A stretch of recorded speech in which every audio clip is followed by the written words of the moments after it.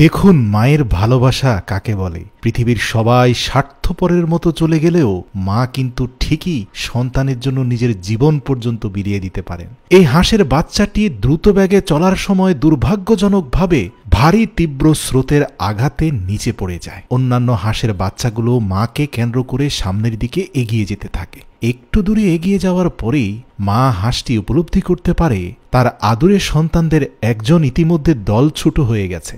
এদিকে পড়ে যাওয়া সন্তানটি মা এবং তার অন্যান্য সহোদর ভাই বোনদেরকে হারিয়ে ছটপট করছে, বিভিন্নভাবে চেষ্টা করছে স্রোতের বিপরীতে গিয়ে দলের সাথে যুক্ত হতে, কিন্তু তীব্র স্রোতের আঘাতে বেশিক্ষণ যুদ্ধ করে টিকে থাকতে সে পারেনি। এমনকি স্রোতের বিরুদ্ধে যত দূর যাওয়ার চেষ্টা করেছে, উল্টো তীব্র স্রোত তাকে ধীরে ধীরে আরও গভীর থেকে আরও গভীরে তলিয়ে নিতে শুরু করেছে। একটা পর্যায়ে এমন হয়েছে যে ড্রেনের ভারী স্রোতের আঘাতে সে ধীরে ধীরে বড় খালের উপরে গিয়ে পড়ল। এখানে স্রোতের তীব্রতা নেই, কিন্তু এখানে তার অন্তরে আছে বিষাদের ছোঁয়া, কারণ সে এখন আর বুঝতেই পারছে না তার মা কোথায় আর তার সহোদর ভাই বোনেরা কোথায়। কিন্তু ইতিমধ্যে মা বিষয়টা উপলব্ধি করতে পারছেন।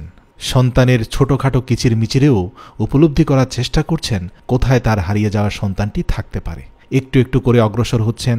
অন্যান্য শাবক হাঁসেরাও মাকে অনুসরণ করছে, আশপাশে তাকিয়ে দেখার চেষ্টা করছে কোথায় তার সন্তান। যে কোনোভাবেই হোক তাকে খুঁজে বের করতে হবে। এটাই পৃথিবীর নিগাড় সত্য। সবাই ছেড়ে চলে গেলেও মা কখনো সন্তানকে ছেড়ে যেতে পারেন না।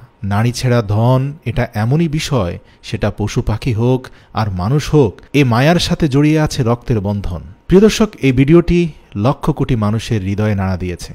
মাতৃভক্তি এবং সন্তানের মায়া কি জিনিস তা মানুষ বুঝতে পেরেছে। ইতিমধ্যে মা তার সন্তানকে খুঁজে পেয়েছেন, দেখতে পেরেছেন সন্তান এখন আরও অনেক গভীরে পড়ে গিয়েছে এবং সে চিৎকার চেঁচামেচি করছে। অনতিবিলম্বে মা বুঝতে পারছেন এই মুহূর্তে তার সন্তান খুব বেশি ভয় পাচ্ছে, তাই কাল বিলম্ব না করে পাখা ঝাপটে পানিতে জাম্প দিলেন মা হাঁসটি।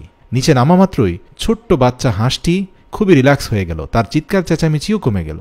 ইতিমধ্যে হাঁসের অন্যান্য বাচ্চারা মা হারা হয়ে গিয়েছে ঠিকই, কিন্তু তারা একজন অন্যজনকে সঙ্গ দিচ্ছে। দুজন তো অবশ্য ঝটপট মায়ের সাথে নিচে নেমে গিয়েছে, বাকি চারজন এই নামে তো নামে না, মানে সাহস পাচ্ছে না আর কি।